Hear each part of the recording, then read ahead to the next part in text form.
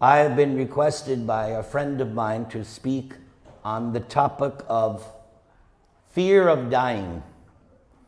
I've also been requested to dedicate this class to a friend that I know in India who is very, very seriously ill, and his family here in Southern California is very concerned. So I promised that I would dedicate this class for my friend Vipin Chadha. And also I was informed just a few hours ago by my wife that my father, who first gave me my religious instruction, is also very sick, so I also want to pray for his recovery so that I can still argue with him on religion. With that said, I would ask everyone to please raise their hands and repeat after me. Om Namo Bhagavate Vasudevaya.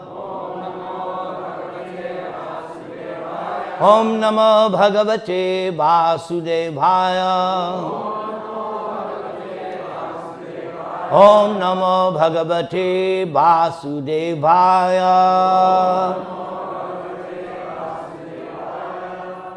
First, I'd like to read a short excerpt from the Śrīmad-Bhāgavatam. I always find this section very curious and very interesting. This is in the 4th canto of Śrīmad-Bhāgavatam, where Maitreya Rishi is answering the questions of Vidura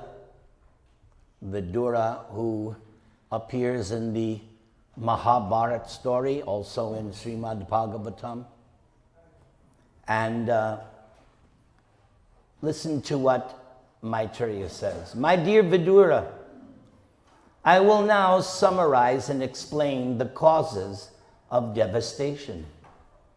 One who hears this description 3 times attains piety and washes the sinful contamination from his or whole soul. Mrishadharmasya bharyasid dhammang mayang chashatruhan asutta mitunang tattu niritir jagrihe praja. So the scene here is that Maitreya is discussing different aspects of the creation by Lord Brahma. So he says here, another son of Lord Brahma was irreligion, whose wife's name was falsity. From their combination were born 2 demons, Damba, bluffing, and Maya, cheating. These 2 demons were taken by another demon named Niriti, who had no children. Tayo sambhavavalobho nekritischa mahamate tabyang krodascha hinsacha yad durukti swasa kali. O great soul, from Damba and Maya were born greed and Nakriti, cunning. And from their combination came the children named Krodha, anger, and Hingsa, envy. And from their combination were born Kali, quarrel, and his sister Durukti, harsh speech. Duruktao kalir adhata, bayang mrityung cha satama, tayoscha mitunang jagye, yatana nirayastata. O greatest of all good men, Vidura, by the combination of Kali, quarrel, and Durukti, harsh speech, were born children named Mrityu, death, and Biti, fear. And from the combination of Mrityu and Biti came the children named Yatana, excessive pain, and Niraya, hell. So you can think about that. And now I'd like to get to the main part of my sermon tonight. Prabhupada, our beloved spiritual master, sang this song several times, recorded it several times, especially here in Los Angeles. And it is also one of my favorite songs in the Vaishnava catechism. And I always find this song gives lots of inspiration of how to preach Krishna consciousness, especially because of what this friend requested that I talk about. Bhajahure manna Śrīnanda-nandana Abhaya Sharanada Vindare.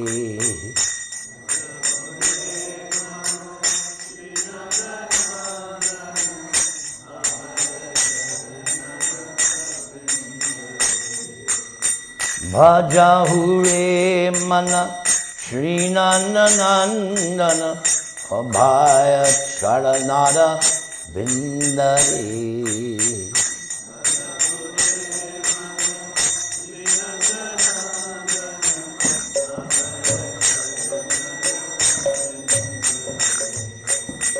Durlava manava jannama satsange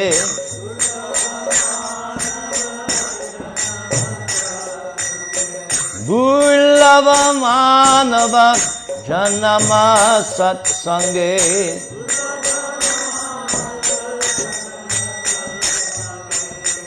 Taraha he bhava sindhure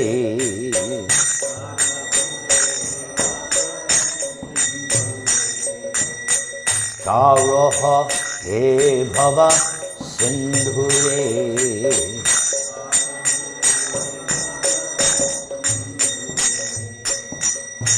So in the first part of this verse, the question that was asked by my friend is answered. The author of this song is speaking to his mind. We learn from the Bhagavad Gita that the mind can be your best friend or your worst enemy. If the mind is controlled, then your mind helps you so nicely. But if the mind is uncontrolled, there is even a statement in the 5th canto, the mind can kill the yogi. All due to this uncontrolled mind.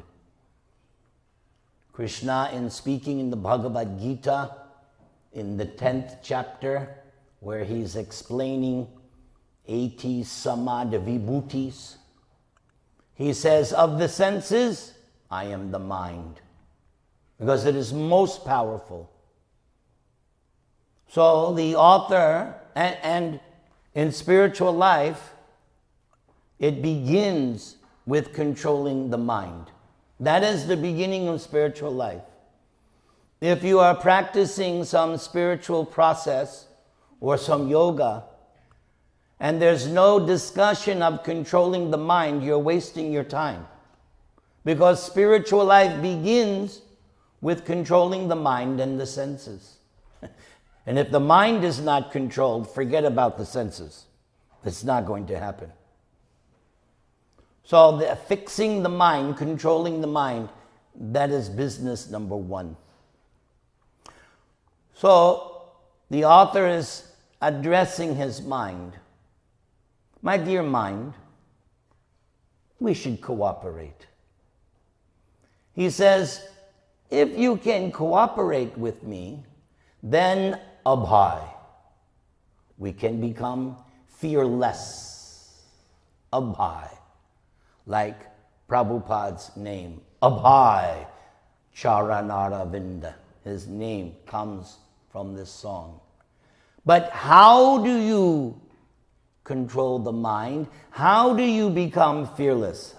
He gives you the clue. Śrīnanda-nandana. Śrīnanda-nandana can only mean one person. It can only mean Krishna, the Supreme Personality of Godhead, who is known as the son of Maharaj Nanda in Vrindavan. So the author is saying, please help me, please cooperate. Let us be fixed at the lotus feet of Krishna, and if we can do that, then we can become fearless. And what is the greatest fear? Well, according to what Prabhupada writes in Bhagavad Gita, the greatest fear is missing the opportunity of devotional service in the next life. There are 8,400,000 different kinds of bodies to choose from. But if I'm not careful, if my mind is not controlled, it's not guaranteed in my next life that I'm going to come back as a human being. There's no guarantee, especially if the mind is uncontrolled, because there are 8 million lower types of bodies. Only 400,000 human. So the percentage is what, 17, 18%? How do you like those odds, huh? So, if I miss this opportunity and don't at least take another human birth, then I've failed. Actually, the goal is not to take another human birth. That is the real achievement. The real achievement is to finish up the business. And as Prabhupada always said, go back home, back to Godhead. I love that word, back. What does that mean? You were once there. Yes. That is Prabhupada's philosophy. Sometimes there is a discussion among so-called scholars on this point. I pay no attention. I listen to what Prabhupada says. You were once with Krishna in service. And he uses the word back. If you were never there, how can you go back? Does that make that what Prabhupada doesn't know English? No. Back to Godhead means that's where you came from originally. And Prabhupada said many times, the goal of this Krishna consciousness movement is to return back home, back to Godhead, where Krishna is. So, the big fear, everyone's big fear, death. Why? Because nobody knows what is going to happen after. We don't really know. Nobody here can tell me beyond a shadow of a doubt, oh yeah. After death, I'm going. Hey. Can you guarantee it? No, I don't think so. So everyone in the back of the mind has a little fear about this death. And it's only normal. But this song and so many, I went through the Bhagavatam today, and I noticed, using this wonderful Bhaktivedanta database, I looked up how the two words, fear and death, put those two words, let's see what comes up, just in the translations of Bhagavatam. And sure enough, in every shloka where those two words appear, fear and death, the conclusion, the solution was the same. Savai manak Krishna padara vindayo. Same thing here. Abhaya charanada vindare. It's consistent. That is the beauty of this Vedic library given to us by Veda Vyas. There are no glitches like the healthcare system. There are no mistakes. And the philosophy is consistent. The conclusion of Bhagavad Gita is what is taught throughout all of Śrīmad-Bhāgavatam.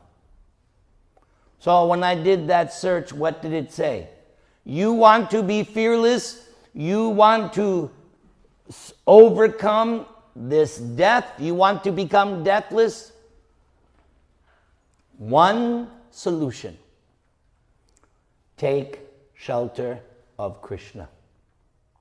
And Lord Chaitanya Mahaprabhu has made it so easy to take shelter of Krishna. He couldn't have made it any easier. All Lord Chaitanya says, chant Hare Krishna. That's all. Hare Krishna, Krishna Krishna, Hare Hare, Hare Rama, Rama Rama, Hare. Can you find an easier process? Yes, you could. I've always said, someday I'll make my own religion. My religion will be only one rule: take prasad. Then I would have 1 billion followers. But no. The philosophy is that you have to take shelter of the lotus feet of Krishna. And the easiest, quickest way to do that is to chant his holy name.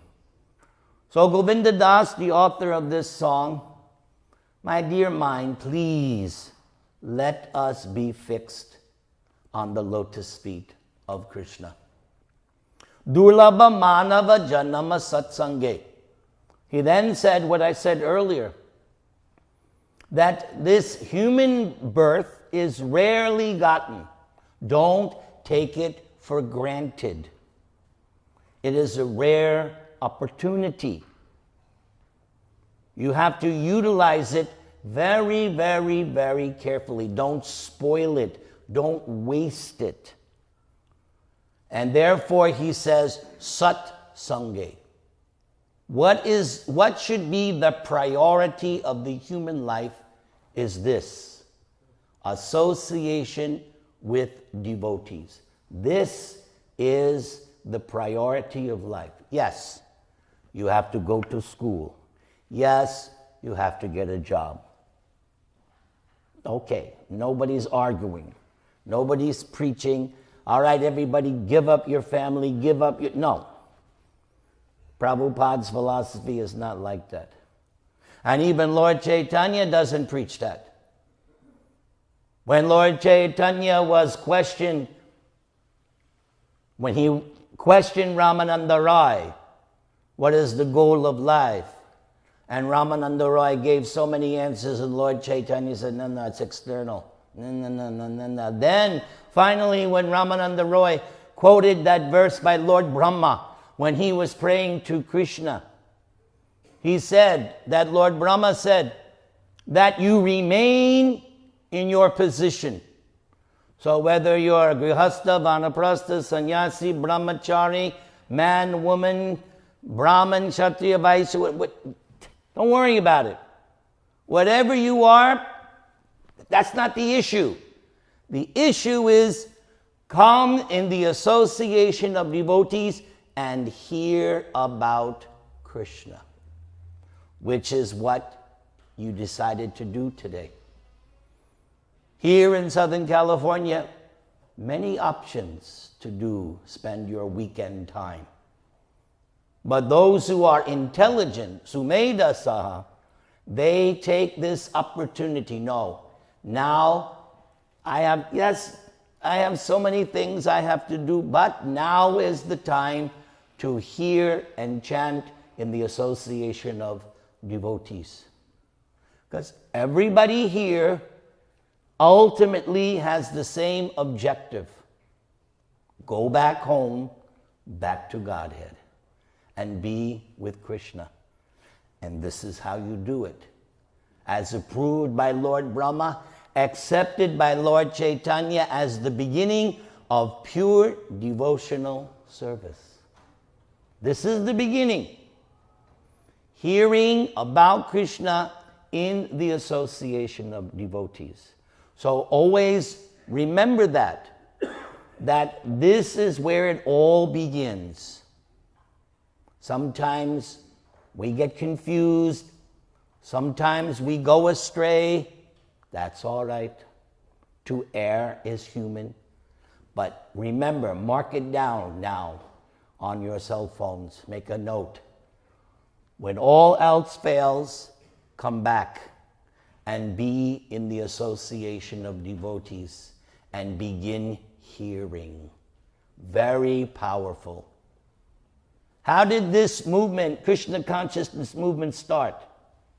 It started because Srila Prabhupada began chanting in a park and people started to hear. And that chanting was pure chanting, and it cracked their hippie hearts. And then Prabhupada was holding classes. And what would happen in the beginning, first they would have like 45 minutes kirtan. So there was lots of people for the kirtan. But after the kirtan, when Prabhupada started the lecture, the crowd thinned out. Same thing happens in the temple. But those who stayed and heard, they became convinced. They became convinced. And they became so convinced that they started to preach and open temples. It's not that Prabhupada did everything himself. It's not that Krishna on the chariot with Arjuna, Prabhupada makes this point. It's not that Krishna told Arjuna, okay, Arjuna, go to sleep, smoke ganja, I'll do everything. No. Krishna wanted Arjuna, nimitta matra bhavasavya sachin, to become the instrument, to do the work, to do the fight. So similarly, Prabhupada spoke, the disciples heard, the disciples went out and increased this movement. And it's still going on by this same process, hearing and chanting. You hear and then you repeat. Those who are thinking, I would like to become a preacher. How do I become a preacher? Very simple. First, hear from Prabhupada. That's the first thing you do. You hear from the master. He is the master, the spiritual master, the founder Acharya, the sole founder Acharya. And that's not something that can change. The history has been written. So you begin to hear from Srila Prabhupada, either on his recorded lectures or through his books. And once you have heard, it starts to come out. That is called parampara. And actually, that is what Srila Prabhupada wants. One time here in Los Angeles, Prabhupada was saying to his disciples that I'm an old man, I will one day pass away, but I will live on through you. You have understood this message to some extent, now give it to others. We heard from Swabhas that the temple wants to distribute thousands of Bhagavad Gitas. So, everyone can take home a case, and distribute. Yes. We are meant to participate. We are meant to distribute. And the amazing thing is that when you distribute Krishna consciousness, your account increases. Say it's coming on Christmas time, so everybody's looking at their bank account. Okay, we can spend this much for gifts. All right, so let's say your budget is $1,000. So you spend your $1,000 on gifts. Your account is now less $1,000. But in Krishna consciousness, whatever is in your account, if you give it out, at the end of the day, your account is doubled. How do you like that return on investment? Why do you think I do what I do? It's not that I'm so benevolent. I know this. I know that if I go out and give this Krishna consciousness, my account is going to increase, yes. So one can be a transcendental Scrooge. Let me give more. So, the goal of human life, the priority is to associate with devotee. Lord Chaitanya was once asked, what's a devotee? Lord Chaitanya says, does that person say the name Krishna? Is the name Krishna on that person's tongue? He's a devotee. How many people can say the name Krishna? Krishna. All right. I will associate with you. No problem.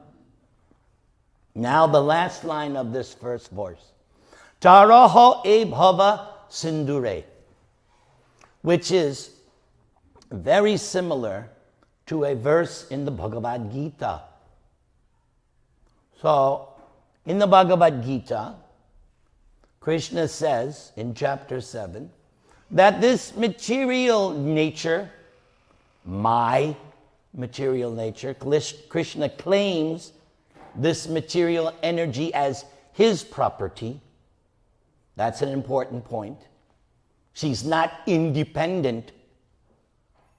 Krishna says this material energy consisting of the three modes, my, mama maya. But now the next word, duratyaya, insurmountable. Durga, fortress. That means we're all prisoners. Sorry. Don't blame me, don't shoot the messenger. But we are prisoners here of our own device. Yes, we asked for it. Sometimes the question is asked, why is there a material world? The answer, you wanted it. You wanted an illusory world where you, myself included, don't think I'm pointing to, no. We wanted an illusory state where we could imitate God. That's why there's that's why there's Hollywood or any place in this material world. It exists only because we want it. As soon as you don't want it, hey, remember Dorothy and the Wizard of Oz? Oh, it's real simple. Just click your heels 3 times and chant the mantra. Right? That's basically what we're saying. Oh, you had enough of this dream called material existence? You want to wake up out of this dream? No problem. Chant the Maha Mantra until you wake up. How long? Until you wake up. When do you wake up? You'll know. You'll know because you don't want to stop chanting. In the beginning, chanting is like a chore. Oh. Hare Krishna, Hare Krishna. That means you're still in the dream. But when you are fully wakened up out of the dream, you can't stop. Hare Krishna, Hare Krishna, Krishna Krishna, Hare Hare, Hare Rama. You can't stop. You're addicted to the chanting. Yes. Hare Krishna, Krishna Krishna, Hare Hare, Hare Rama, Rama Rama. So Krishna says this energy of mine is insurmountable, but there is a way you can overcome it. Now there, in this sense, it's dogmatic. Dogmatic means there's only one answer here. The answer is surrender to Krishna. That is how you get out of this prison life of material existence. And there's no other option. You have to surrender. And that surrendering begins, again, you're doing it right now. You are surrendering right now. You have surrendered your time, your, hopefully, attention, and your hearing and chanting about Krishna. You have begun to surrender. Look at Lord Chaitanya and Nityananda. What are they showing you? I give up, I surrender. But they're surrendering in ecstasy. So, you want to cross, you don't want to be a prisoner. I don't want to be a prisoner. The solution is to surrender to Krishna. And therefore, we chant this Mahamantra. Hare Krishna, Krishna Krishna, Hare Hare. Hare Rama, Rama Rama, Hare Hare. Hare Krishna, Krishna Krishna, Hare Hare. Hare Rama, Rama Rama, Hare Hare.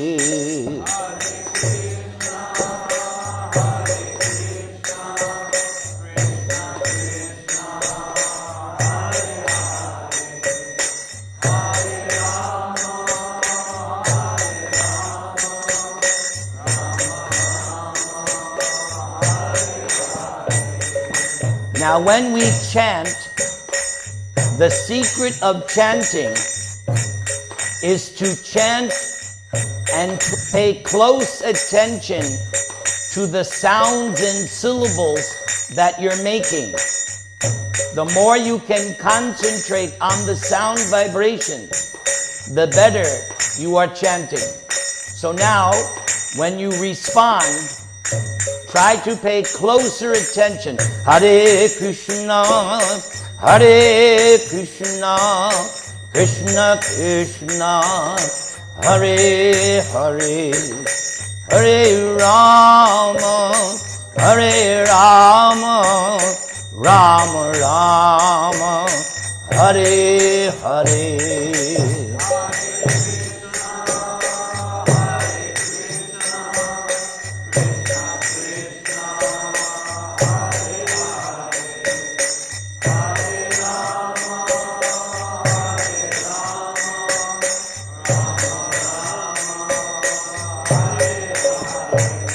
And then the next good technique of chanting is to chant loudly. Lord Chaitanya Mahaprabhu always liked loud chanting.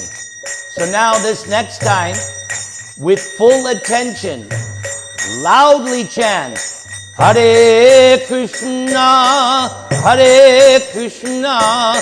Krishna Krishna, Hare Hare. Hare Rama,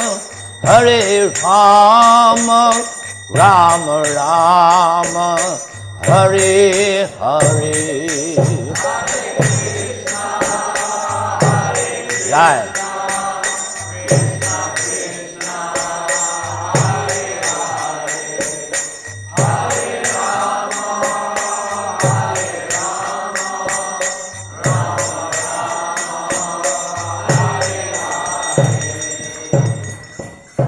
Last night, I was speaking at a program, and I was narrating portions of a particular history that we find in Śrīmad-Bhāgavatam. This particular narration is very famous and popular in South India, other places as well. The story of Gajendra. Gajendra was originally a devotee, a brahmana. I think he was a king also. And he was once cursed by a sage, and that curse turned him into an elephant. And there was another person who was cursed by a sage. So whatever you do, don't get cursed by a sage. Can become very, very difficult for you. This person was cursed to be a crocodile.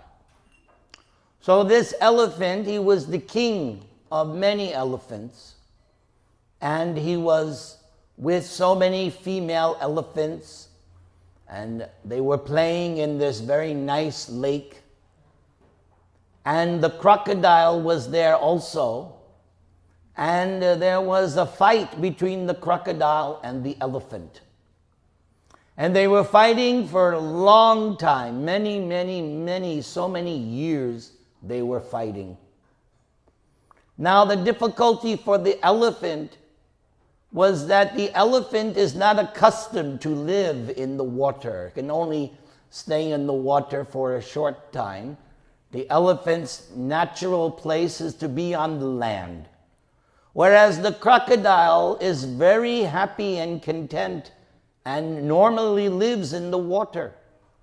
So after many years of fighting, the elephant was losing strength, the elephant was losing the fight, and the crocodile, because the crocodile was in the water, he was getting more and more strength. So the elephant was fearing that my time is coming, I'm about to die. So by the grace of God, the elephant, because remember, he was a devotee, somehow or other, as an elephant, he remembered a prayer that he had once learned. And so he offered this prayer to God. And the Lord came and delivered him. None of the demigods came to save Gajendra, but Lord Narayan did. And when Lord Narayan came, he pulled the elephant and crocodile out of the water, and the Lord has his ultimate weapon, the Sudarshan Chakra, and cut off the head of the crocodile. And when he did, out came the person who had been cursed as a crocodile, and he was allowed to return to where he previously was. And the elephant was also delivered, but he went back home, back to Godhead. So in this narration of Gajendra, of course, one of the main lessons is that whenever there is a doubt, whenever there is danger, whenever there is fear, immediately we should cry out to Krishna. Immediately. When you read through the histories of great devotees, as soon as there is danger, they take shelter of Krishna. And you will be tested when you're driving in your car and somebody cuts you off and you almost have an accident. What comes out of your mouth? That's the test. If you have trained yourself, when such moments come, what comes? Hare Krishna. But if you have not trained yourself, I cannot say in the microphone what sometimes comes out of people's mouths in such circumstances. But if you train yourself, I remember clearly one time several years ago, my wife was driving. She's usually a perfect driver. But on this one occasion, she senses her mind. She was going through the light. I saw the car come. Hare Krishna, Hare Krishna. And just in time, the brakes. Yes. So I was thinking, wow, I actually learned something after all these years. I passed the test. So that's one thing, that whenever there is danger, take shelter. Actually, I learned that very, very early in this movement. Long time ago, 1973, I was Bhaktanik, and I was with another devotee, and we were on the subway platform, and we were going to distribute the magazine and collect donations. All of a sudden, I felt something very sharp in my back. I didn't know if it was a gun or a knife. And the guy said, "Give me your money." So he didn't attack my godbrother, it was me. So I was new. I asked, "What do I do now?" And he said, "Chant Hare Krishna. Hare Krishna, Hare Krishna." And the guy ran away. So I said to myself, why? Wow, this Hare Krishna really works. I never forgot that. And all throughout my life, whenever there was a problem, whenever there was danger, I would just take a time out and just sit down and chant Hare Krishna, Krishna Krishna, Hare Hare, Hare Rama, Rama Rama. Now another point that Prabhupada makes in this Gajendra story. Prabhupada says, actually all of us are like a Gajendra. We are also fighting a crocodile, the crocodile of Maya. Now notice, I mentioned how the elephant was not in its normal habitat, and therefore it was losing strength. And so he was losing the fight against the crocodile. So similarly, Prabhupada makes the point that we have to fight Maya from a position of strength. Now, what someone's position of strength is not going to be the same for everyone. Some people will find it that they can fight Maya better by being like this devotee here, brahmachari. By being brahmachari, he feels enlivened, enthused to fight. Am I right? You're right. Are you liking this brahmachari ashram? Yes, And you're fighting Maya? yes, Good for you. Let's bless him. Hare Krishna, Krishna Krishna, Hare Hare, Hare Rama, Rama Rama. Others, we require to be in the household ashram. And fortunately, we have good devotee wives. What's a good devotee wife? A good devotee wife is somebody who tells you, you're a bozo. That's a good devotee wife. A good devotee wife is someone who's going to tell you when you're in Maya. That's a good devotee wife. Not someone who's always going to tell you what you want to hear, whether it's right or wrong. No. A good devotee wife, as I've said many, many times, that when you have a good devotee wife, here is how the wife view. I give this seminar to couples. The title of this, I've never done it here. I've done it in South Africa. The name of the seminar is, now, just bear with me, okay? Happy wife means happy life. But it needs to be explained. I'm not going to give that seminar, not now. You have to pay for that. But what the crux of it is, and I explain, especially to the men, because they don't like that. The men go, what is this guy talking about? Better you speak on Bhagavad Gita, Prabhu. What is this nonsense? I say, no, listen. Listen, you might learn something. When one has a religious wife, the husband becomes the wife's investment. And then I point, especially with Indians, what is your wife wearing? Mangal Sutra. Who is that Mangal Sutra for? It's for you. She's wearing that Mangala Sutra for you. Be quiet. So the wife, religious wife, views the husband as her investment. When you have an investment, are you not very protective of your investment? You don't want anything to happen to your investment. You're very protective. So the same way, the wife is very protective of her investment, you. And therefore, she doesn't want anything to happen to her investment. So when she tells you, don't do this, don't do this, don't do this, it's for your own good. Then all of a sudden they're quiet. It sinks in. They get it. Ladies, what do you think? Do you approve? Thank you. Yes. The ladies are thinking, I like this guy.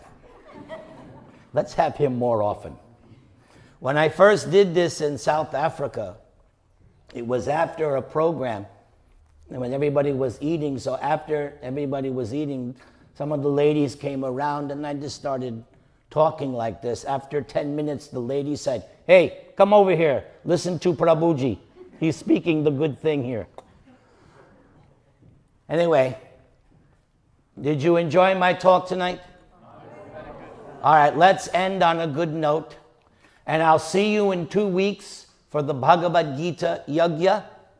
As Swabhat said, we're going to do the entire recitation, 700 shlokas. It starts at 12 noon. That's in 2 weeks. And I guarantee you, now I've done it now so many years, and without a doubt, if you come for the entire yajna and you go from start to finish, by the end, you will feel liberated. And as the devotees used to say in the beginning years, stay high forever. That high that you get from reciting Bhagavad Gita will last several weeks. I guarantee it. I know it does for me. So it starts on 12 noon. It's going to be 2 doors down. And that's, what did he say, December 8th? Yeah, December 8th. So please come and attend this Bhagavad Gita Yajna. I hope to see you there. Now let us chant the Mahamantra with love and devotion. Hare Krishna, Hare Krishna, Krishna Krishna, Hare Hare, Hare Ram, Hare Ram, Rama Rama, Hare Hare.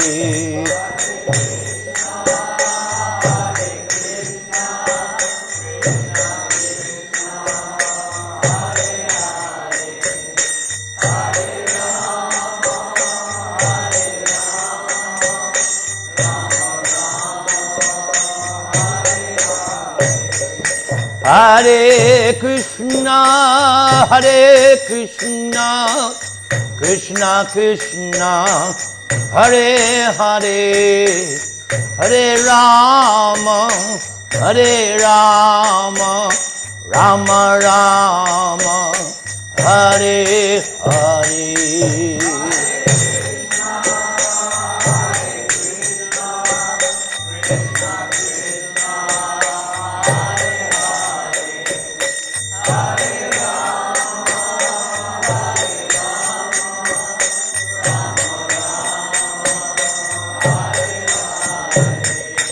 Hare Krishna, Hare Krishna, Krishna Krishna, Hare Hare, Hare Rama, Hare Rama, Rama Rama, Hare Hare.